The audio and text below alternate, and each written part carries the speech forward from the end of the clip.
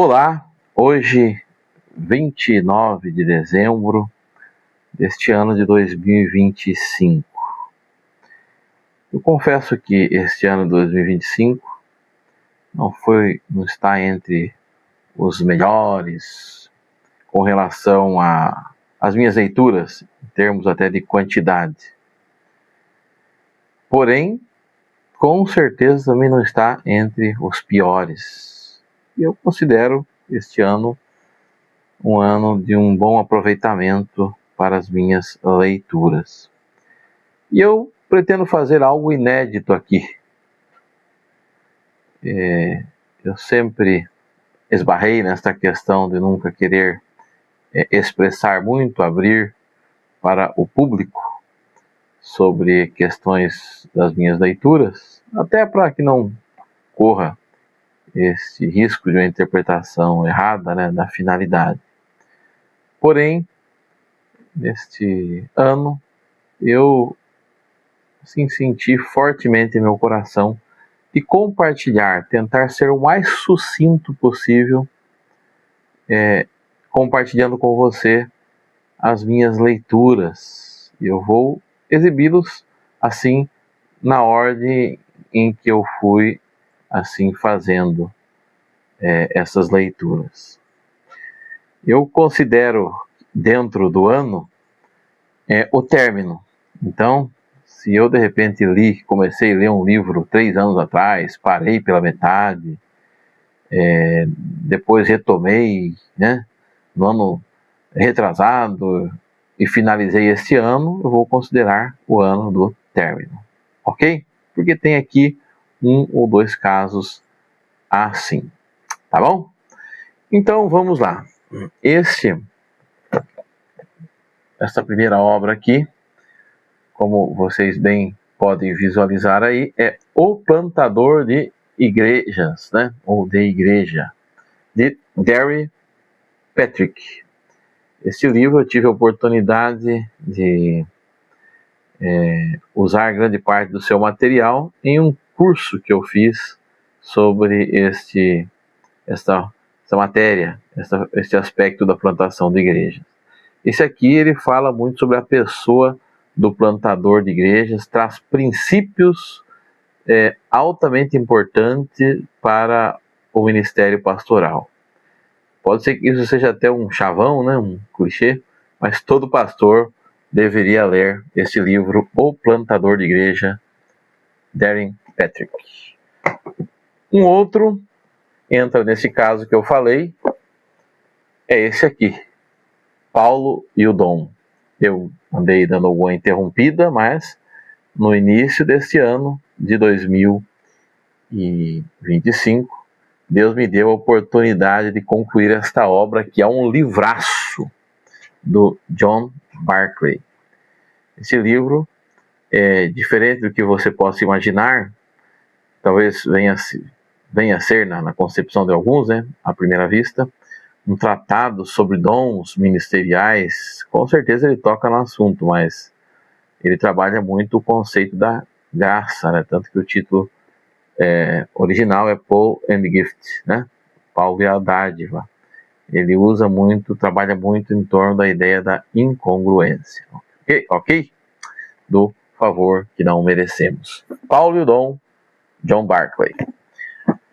Este aqui é um livro muito conhecido também, o autor para lá de renomado, C.S. Lewis, Cristianismo Puro e Simples. Aqui é um livro que todo aquele que está começando a carreira espiritual, ele deve ler. Ele começa abordando a questão da moral e termina falando de fortes doutrinas, Ele cria um lastro de embasamento teológico muito importante. O nome já diz tudo: Cristianismo Puro e Simples. Esse outro aqui, John Piper, um escritor que não depende da minha análise, mas o nome desta obra aqui é Alegrem-se os Povos. Salvo engano, ele foi relançado com o nome Em Busca de Deus, ou havia sido antes, agora me fugiu aqui, né? Mas alguma coisa nesse sentido.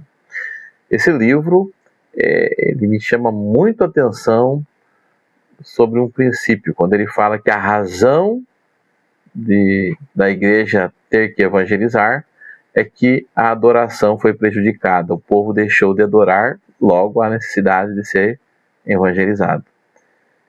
E a finalidade da evangelização é para que aqueles que forem evangelizados passem a adorar, ou seja, a evangelização prestando um serviço de adoração para a glória de Deus. Alegrem-se os povos, John Piper. Agora eu vou entrar numa linha aqui, e eu peguei algumas sequências deste autor, nesse cunho, aliás, aqui ainda não, eu acabei indo para a questão da ideia, mas não é esse autor aqui da sequência, né? Esse aqui é do Gupta, né? Nidhi Gupta. Ele fala sobre o Novo Testamento em 15 palavras. Ele separa aqui 15 palavras, né? Eu vou falar rapidinho aqui. Justiça, Evangelho, perdão, vida, cruz, fé, graça, comunhão, esperança, salvação, paz, religião, santidade, amor e testemunho. Aqueles que têm costume de utilizar um livro para fazer uma série de estudos, está aqui uma dica, né? Nidhi Gupta, né? Mais ou menos assim que pronuncia, né? Já vi algumas variantes da pronúncia, mas eu prefiro colocar aqui. Eu sempre falo, quando alguém pergunta, falo o Gupta, né? Livro do Gupta, né? Então, o Novo Testamento em 15 palavras, uma teologia para a vida real. Ele tem uma abordagem muito prática, uma literatura muito prazerosa, né? E de um grande proveito, por certo. Esse mesmo autor, juntamente, por isso que eu falei que nós entramos numa linha aqui mais ou menos parecida, né? Juntamente com Scott McKnight, confeccionaram esta obra aqui, ó, deste calibre aqui, né? De 520 páginas, né? 528 páginas. Estudos do Novo Testamento. Então são vários artigos sobre vários temas, com um pensamento até ventilado, né? O contexto do Antigo Testamento, interpretação, Paulo e a teologia do Novo Testamento. Ele aborda até alguns temas aí atuais. Você que é mais conservador pode até meio que se assustar um pouco, né? Mas se você é aquele que gosta de abstrair e gosta de crescer em todos os aspectos, está aqui a importância para você ficar aí, para você se atualizar na teologia. Isso aqui faz com que você venha se inteirar no que os teólogos estão aí trabalhando. Então está aqui em língua portuguesa esta obra, né? Estudos do Novo Testamento. Há outras obras com nome parecido, então você coloca sempre aí esses autores, né? O McKnight e o Gupta, ok? Ainda Scott McKnight. Agora esse aqui foi um livro de uma polêmica muito grande, né? Uma igreja chamada Tove. Eu até me propus a escrever um artigo sobre este livro, porém eu queria, né, adquirir um exemplar dele na língua original, né, no inglês. Mas eu achei um preço um pouco elevado, então ainda não adquiri. Eu gostaria de tentar reproduzir de maneira mais fidedigna possível.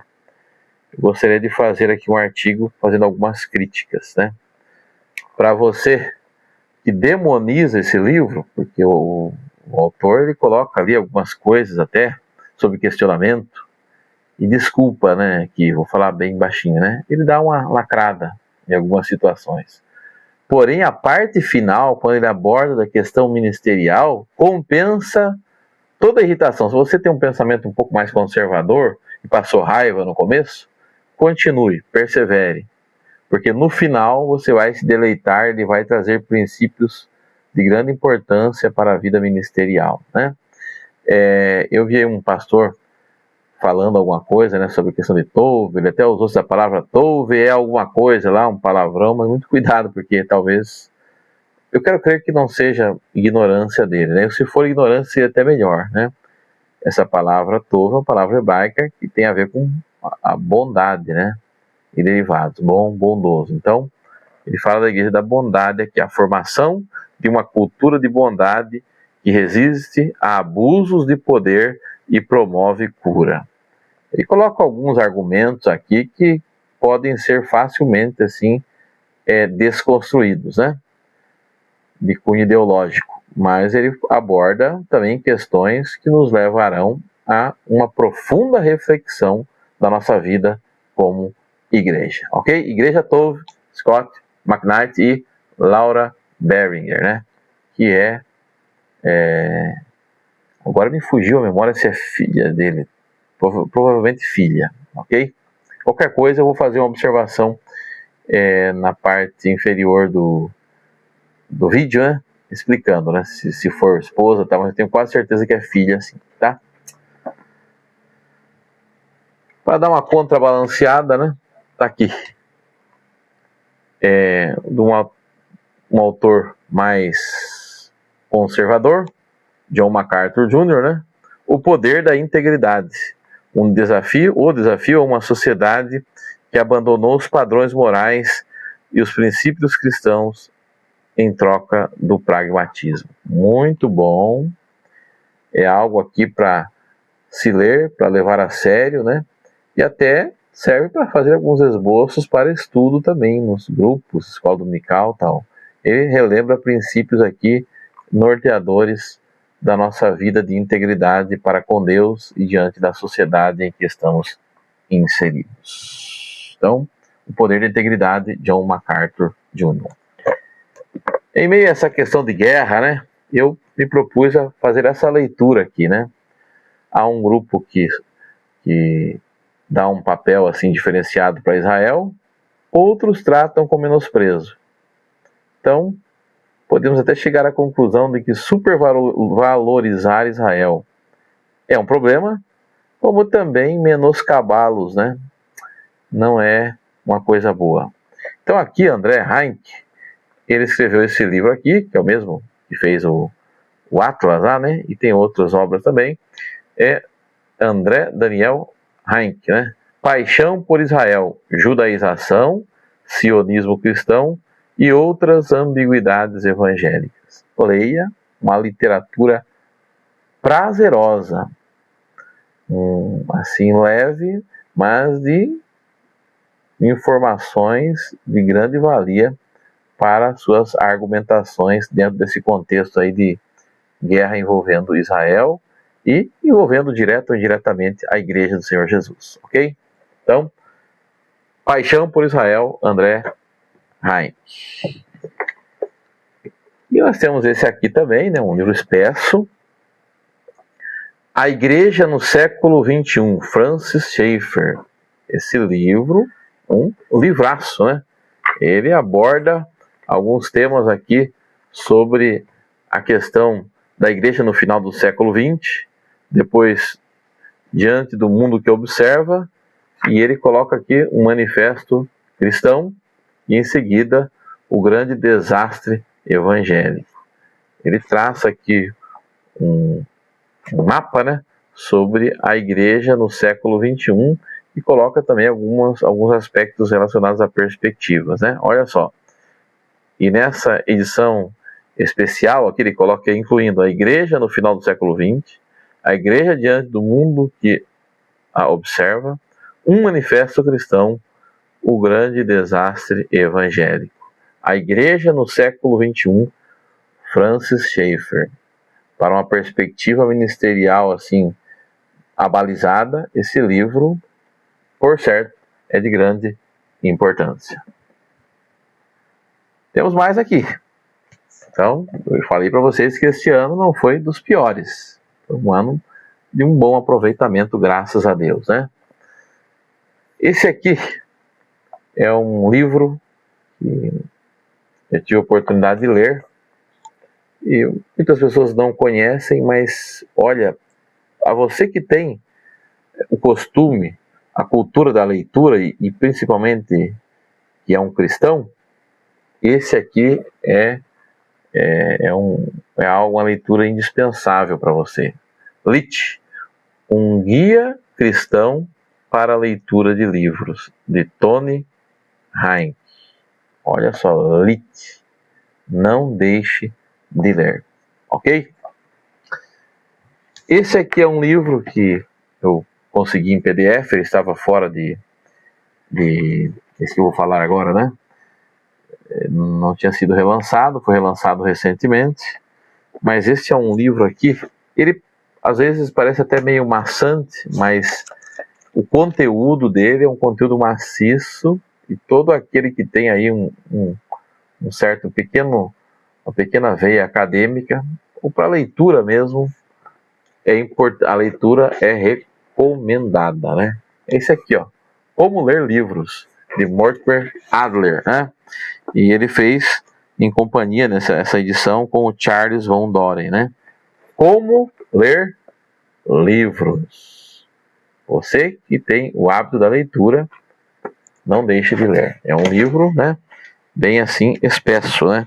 São 424 páginas. 424 páginas. Como ler livros, Mortimer Adler, né? Eu entrei numa sequência aqui de, vamos dizer assim, literatura, né? Da metalinguística, né? Da aprendizagem, do aprender a aprender. Então, tá aqui mais um nessa área aí, né? Que é isso aqui. Como ler teologia, Karen Spiker Stetina, né? Esse aqui é um livro que ele dá algumas... O Stetina, né? Ele tem uma abordagem aqui sobre a questão de textos teológicos, né?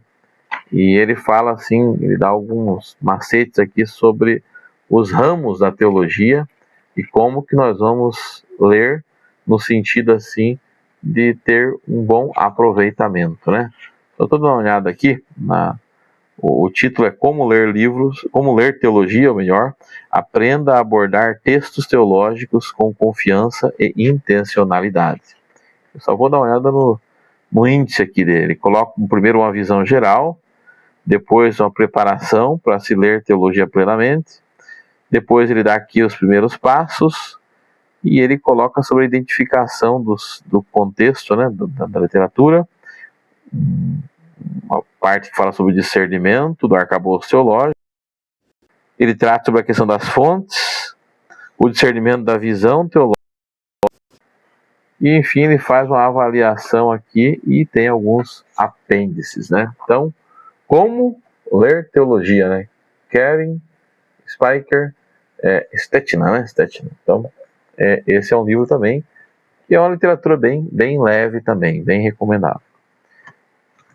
Isso aqui é uma literatura bastante simples. Na verdade, isso aqui é um material utilizado pelo Instituto Bíblico Eduardo Lane, né? O IBEL, né? Da Igreja Presbiteriana do Brasil, lá em Patrocínio, Minas Gerais, né?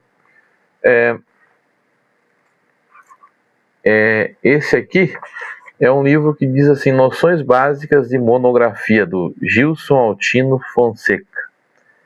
Me chamou muita atenção aqui, uma coisa básica, né, sobre formatação de texto, de um trabalho acadêmico, mas são coisas que é sempre bom a gente estar rememorando. Vai nos dar uma mente assim mais frutífera para os nossos estudos, ok? Nesse ramo aqui, o renomado, né, teólogo Hermes Maia Pereira da Costa, ele trouxe e lançou pela editora Cruz esta obra aqui, ó, bem espessa. Introdução à Metodologia das Ciências Teológicas. Então, é um livraço em ambos os aspectos, né? Tanto no sentido do conteúdo quanto no sentido do tamanho. 422 páginas. 422 páginas. Ele fala aqui sobre os ramos da teologia, né? Tem a teologia dogmática, a teologia prática, a teologia histórica, e ele vai falando aqui e dando noções até da questão da bibliografia, de documentos, como usar comentários. Olha, se você é um pregador, um estudioso da teologia, está aqui um material em língua portuguesa de alto calibre. Então é só, introdução à metodologia das ciências teológicas. Deus me deu a oportunidade de ler esta obra aqui, neste ano de 2025. Esse aqui é um trabalho do pastor José Lopes, um pastor assembleiano, que viveu muito tempo nos Estados Unidos, lançado pela Casa Publicadora das Assembleias de Deus, a CPAD, e olha só, as 100 palavras gregas mais importantes do Novo Testamento. Está aqui a palavra grega, né? Tem, por exemplo, a primeira palavra aqui que ele aborda é a palavra theos, né? Que é Deus. Aí ele trata aqui sobre alguns tópicos, ó, Deus verdadeiro, Deus Pai, pega textos em que se usa essa palavra, ele vai falando sobre os vários sentidos que essas palavras podem ter, né? Ganhar nas variações textuais, né? É uma obra que propõe assim um bom conhecimento, não está ali entre aquela obra de, vamos dizer assim, de um alto rebuscamento acadêmico, mas também não é uma obra rasa, uma obra com um bom conteúdo, utilizável até para estudos bíblicos, né? Então, olha só, as 100 palavras gregas mais importantes do Novo Testamento. Um livro muito bom e uma literatura leve e agradável. Isso é importante. Ele escreve muito bem, o pastor José Lopes, né? Ele consegue ser sucinto, ser enxuto, não fazer firulas e comunicar de uma maneira assim bem simples e aproveitável. John Piper novamente, e esse livro aqui é Vivendo na Luz. Dinheiro, sexo e poder, fazendo o melhor uso de 3 oportunidades perigosas. Olha só, John Piper abordou sobre esses temas cruciais, né, na nossa vida. Dinheiro, sexo e poder, vivendo na luz. Então, não precisa nem fazer algum comentário a mais, né? O próprio tema ele já deixa muito claro em qual é a intenção do autor, né? Então, um livro que para mim foi um livro que ele arrancou vários princípios, né, para a nossa vida cristã, que nos vão fazer ter um entendimento mais claro e que vão nos dar um respaldo a mais para fugirmos das ciladas inerentes a esses 3 aspectos aí, né? Porque eles em si só não são coisas ruins, né? Dinheiro, sexo e poder. Mas eles devem estar ali debaixo desta verdadeira luz, né? Do discernimento do Evangelho. Então, está aqui essa obra do John Piper. Esse livro aqui, muito bom, muito indicado, né, para o discipulado, é O Discípulo Radical, né, de John Stott. É um convite, né, a uma aventura de imitar a Cristo, de ter um comprometimento com o Evangelho. Então, Discípulo Radical, John Stott. Deus me deu a oportunidade de ler este livro, que é um livro tal qual o cristianismo puro e simples, né? Eu indicaria para todos os recém-convertidos, aí, recém-chegados à fé. Essa obra aqui, um livreto praticamente, pequeno, um tamanho menor, mas de 95 páginas, 96 páginas. Mas olha, aqui o Wayne Grudem aborda uma questão muito importante, um estudo assim que ele faz, que nos dão assim algumas balizas para esse assunto das decisões, né? o que a Bíblia diz sobre as decisões do dia a dia. E ele me chamou muita atenção em um aspecto particular aqui, quando ele fala sobre a questão do nosso coração, né? Do novo coração que ganhamos, né? Suscitou até uma reflexão e uma releitura de minha parte sobre essa questão aí, ok? Então, olha só, o que a Bíblia diz sobre as decisões do dia a dia? Wayne Grudem, esse teólogo aqui, ele possui uma dogmática, né, uma teologia sistemática, né, que é muito recorrida, muito utilizada aí nos seminários teológicos. Esse aqui é um livro que eu não conhecia também o autor. Esse foi uma das mais agradáveis surpresas que eu tive. Pensa num livro bom. Até mesmo o acabamento, a capa dura, né? Um jeito assim mais ali nobre, né? O autor é Dane Ortlund. O nome do livro é Manso e Humilde. O coração de Cristo para quem peca e para quem sofre. Então esse livro aqui é só indicado para você que peca e para você que sofre. Se você não está enquadrado nesses dois aspectos aí, você não precisa desse livro, tá bom? Mas ele nos ensina sobre a humildade de Cristo e olha, sinceramente, a gente fica muitas vezes envergonhado, né? Você vai pensar duas vezes, né? Quando a bola da criançada cair no seu quintal, ok? Para você falar alguma coisa da maneira mais ríspida. Tá aqui. É Manso e Humilde, Dane Ortlund, né? É lançado pela editora Thomas Nelson. Estamos terminando. Este é um livro que tem sido muito recorrido, né, pelos pastores, que aborda um tema aí que de um fenômeno que tem ocorrido, né, na vida de muitos ministros, que é a questão lá da síndrome do burnout, né, principalmente isso aí. Wayne Cordeiro, né, andando com o tanque vazio, encha o tanque e renove a paixão. Ele fala sobre aquela questão do dar o tempo necessário, do momento de descanso necessário, de dosar, né, as prioridades para que não entremos aí em um colapso. Ele cita a experiência dele e ele foi aconselhado muito bem e agora ele escreve isso aqui com o intuito, né, de ajudar pessoas que estejam passando por esse momento, em uma situação como essa, né? Síndrome do burnout, né, do esgotamento, ok? Andando com o tanque. Muita gente, quando vai falar sobre esse livro, fala como se fosse assim no aspecto afirmativo, né? Mas não, é um questionamento que ele coloca aqui.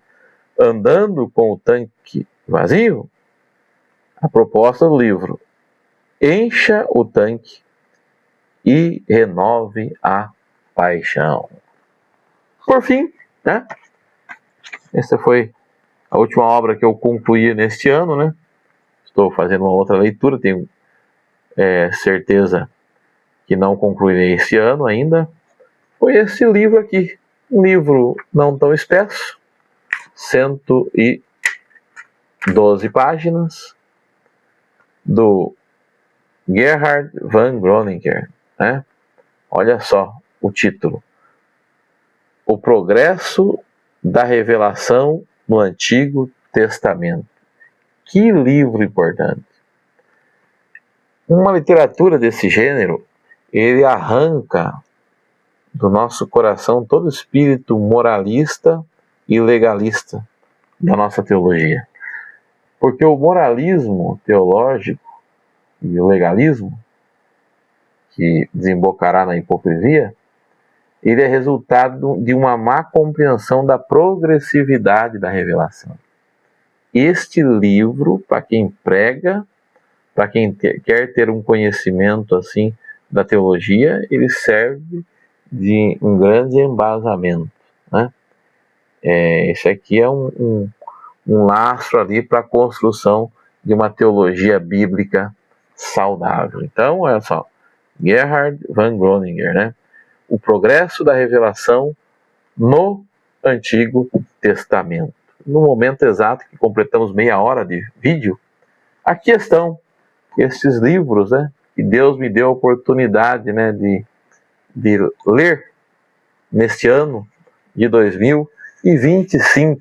Eu vou até contar aqui para a gente concluir esse vídeo, né? Olha só. 1, 2, 3, 4, 5, 6, 7, 8, 9, 10, 11, 12, 13, 14, 15, 16, 17, 18, 19, 20, 21, 22. Deus me deu aí essa riquíssima oportunidade. Que o conteúdo aqui abstraído possa ser processado e se transforme em um serviço para o reino de Deus. Eu não fiz a conta ainda das páginas, né? Mas eu vou dizer aqui algo que eu deveria ter falado no começo do vídeo, né? É claro que eu não contei aqui a literatura da Bíblia, né? Que a gente lê, procura ler aí todos os dias e meditar nela.